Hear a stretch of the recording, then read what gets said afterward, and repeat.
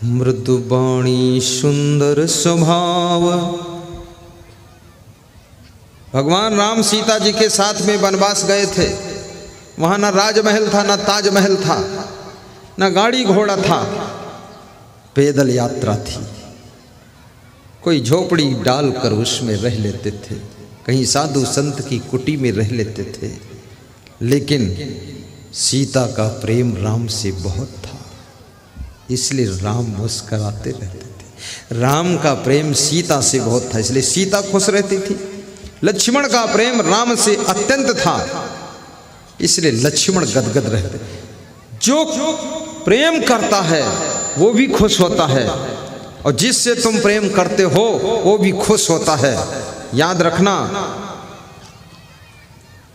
फूल दूसरे को देने वाले को भी खुशबू मिलती है और फूल लेने वाले को खुशबू मिलती है। प्रेम तो खिला हुआ फूल है, अगर तुम दूसरे को प्रेम का फूल अर्पित करोगे वो भी सुख की खुशबू से धन्य होगा और तुम भी सुख की खुशबू पाओगे।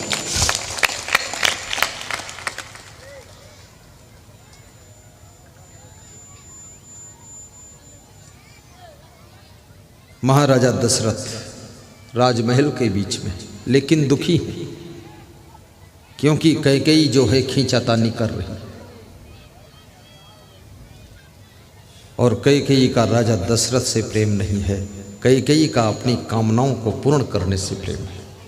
कितने लोगों को कैकेयी जैसी पत्नी मिली है, और कैकेयी जैसी पत्नी का लक्षण होता है कि कई के कहने में जो चले वही कैकेयी है। कभी उसकी माँ ने बहका दिया, भाभी ने बहका दिया, ननद ने बहका दिया, उसके भाई ने कुछ सुना दिया, उसके बाप ने कुछ जंतर मंत्र कर दिया, कहीं पड़ोसी ने कुछ कान फूंक दिया, बस वो बहक गई। जो कई के कहने से बहक जाए वही कैकेयी होती है, और जो किसी के कहने से बहके ना वो याद रखना कौशल्या होती है, कौशल्या होती है। बहकना बंद करिए। महिलाओं को ठीक से बिठा दो, समय पर छुट्टी दी जाएगी। ये क्यों खड़ी है महिलाएं? अंदर घुसो, बैठ जा महिला, बैठ जा। कैकेयी नहीं है तू, कौशल्या है, बैठ। हाँ, आवाज ना करो। ये कौन आवाज कर रहा है?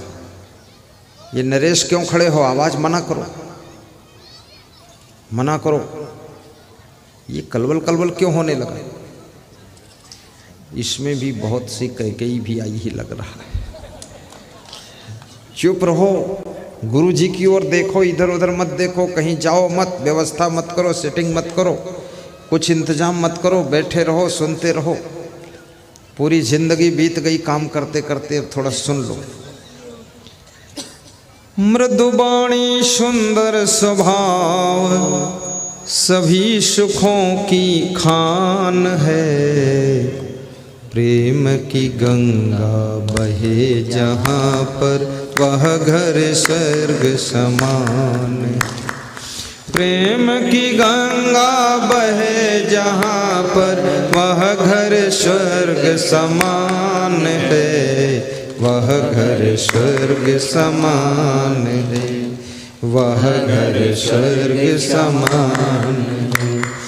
प्रेम की गंगा बहे जहाँ पर वह घर स्वर्ग समान है, वह घर स्वर्ग समान है। सब लोग चाहते हैं कि मेरे घर के लोग मुझसे प्रेम करें। बड़ी मजे की बात है। यदि तुम चाहते हो कि सब लोग हमसे प्रेम करें, मैं निवेदन करूंगा, प्रेम उसी को मिलता है जो दूसरों को प्रेम देता है। गाली उसी को मिलती जो दूसरों को गाली देता है।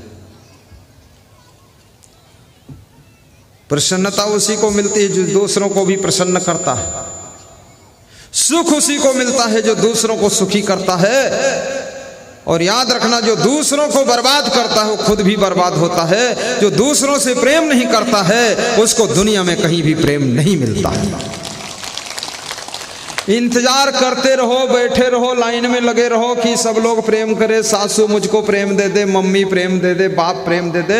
अरे तुमको तो गांव के कुत्ते भी प्रेम नहीं करेंगे, वो भी तुम्हारी टांगम काट लेंगे। तुम शैतान हो, कुत्ता बैठा उसके लात मार कर चले जाते हो। प्रेम करने वालों को ही प्रेम मिलता है। शक्कर खिला शक्कर मिले, टक्कर खिला टक्कर मिले, नेकी का बदला नेक है, बदी का बदला बदी देख ले। यदि बहू चाहती है कि मेरी सासू का प्रेम मुझको मिलना चाहिए, सासू का आशीर्वाद मिलना चाहिए, सासू से 10 मिनट पहले सोकर उठ जाओ। सासू जब जागे उससे पहले झाड़ू लग जाना चाहिए। सासू दरवाजा खोले तो चाय तैयार रहना चाहिए। उठो सासू, मुंह धो लो, चाय लाई हूं थोड़ा पी लो, ये कहो। लेकिन उल्टा चल रहा है। सासू पहले जाग रही है, बहू पड़ी सो रही है। सासू उसके कमरे के पास जाती है, बहू बेटे को देखती है तो उसको ऐसा दिखता है कोई नाग नागिन सोए।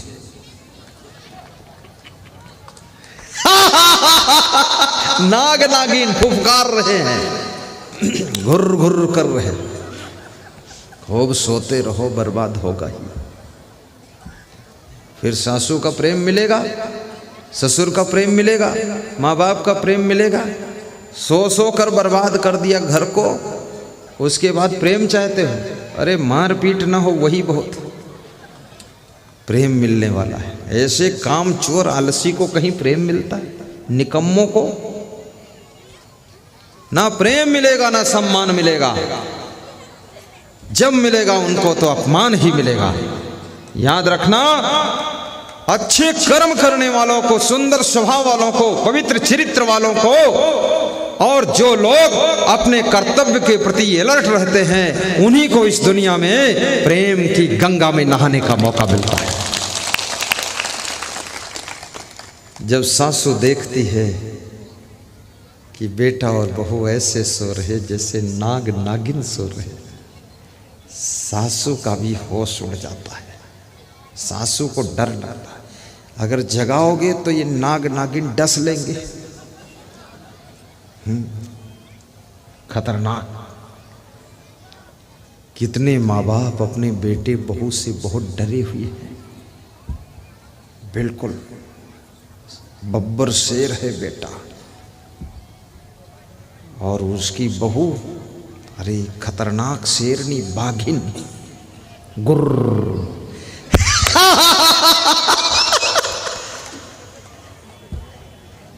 खूब गुर्राती है। और ये घुर्र फुर्र करोगे तो लक्ष्मी दी तुम्हारे घर से हुर्र चली जाएगी, दरिद्र आकर बैठेगा। इसलिए नाराज मत हुआ करो, समय पर जग जाया करो, और जग करके काम भी किया करो। कितने लोग जागते हैं फिर एक चादर ओढ़कर मुंडी लटका कर बैठते हैं, दूसरों को ढोंग बता रहे कि हम ध्यान कर रहे हैं। अरे मुंह धो जाकर तुम ध्यान करते हो, लार टपक रही, पागल आदमी, फालतू।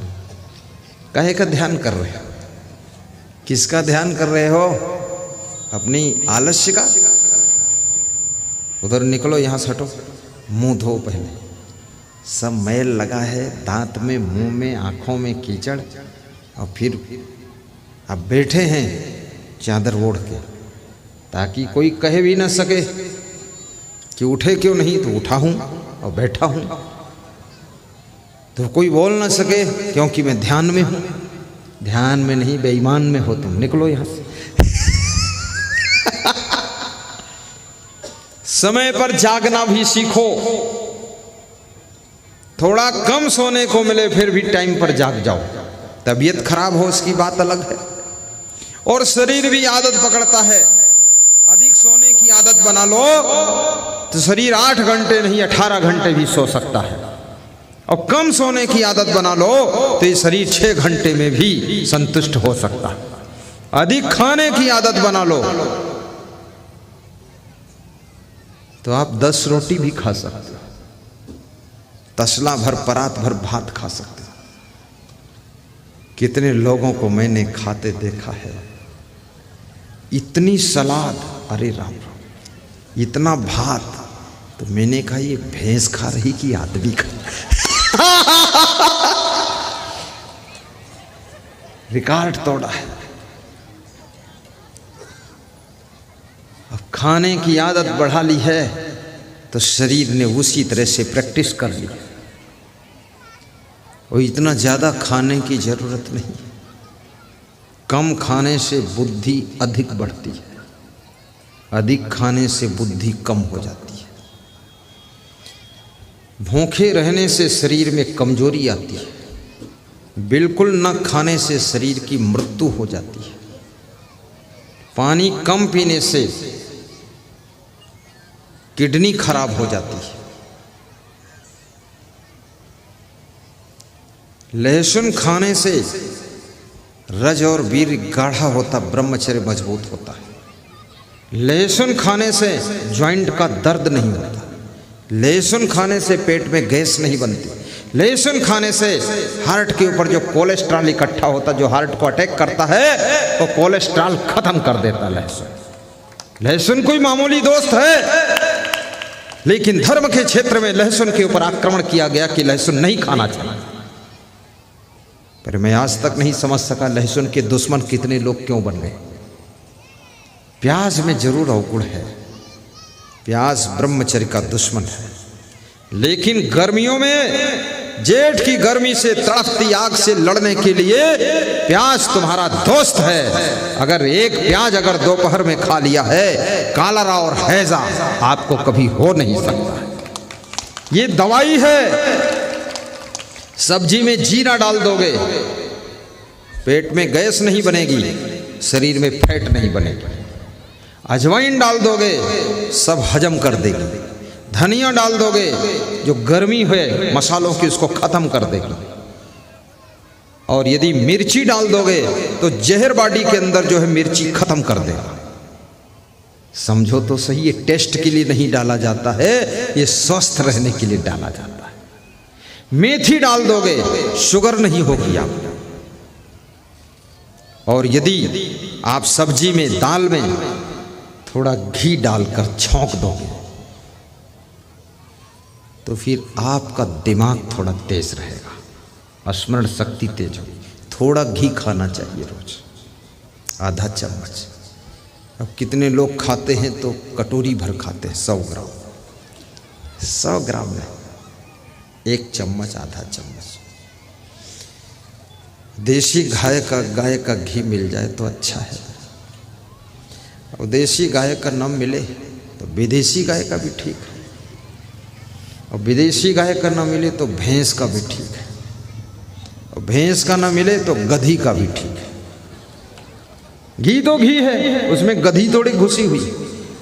अरे गधी का घी मत खाना, ये तो हंसने के लिए कहा, उसको नहीं खाना। न गधी का दूध पीना। 1-1, 2-2 गाय सब लोगों को पालना चाहिए। मेरे आश्रम पर 100-150 गाय, लूली लंगड़ी बूढ़ी कमजोर गायों की सेवा करते हम लोग। 4-5 लाख का उनका चारा खरीद कर देते हैं। जो आरती का दर्शन जब तुम करते हो, आरती की थाल में जो दक्षिणा डालते हो, वो बूढ़ी लूली लंगड़ी गायों की सेवा के लिए दक्षिणा उसमें अर्पित होती है, उन्हीं की सेवा में भेजा जाता है। और जितनी 2-3 जिलों की बूढ़ी लूली लंगड़ी गायें हैं, लोग हमारे आश्रम पर छोड़ जाते हैं, उनकी सेवा करके उनको 1 साल में तंदुरुस्त कर देते हैं। तो बहुत लोग वापस भी ले जाते हैं कि अब दूध देने वाली आ गई। गौ सेवा करने से दुर्घटना टलती है। चिड़ियों की सेवा करने से बीमारियां कम होती हैं। बूढ़ों की सेवा करने से उम्र बढ़ती है। माता पिता की सेवा करने से खुशियां बढ़ती हैं। सास ससुर की सेवा करने से संपदा बढ़ती है। और गुरु की सेवा करने से जिंदगी में ज्ञान बढ़ता है, आचरण बढ़ता है।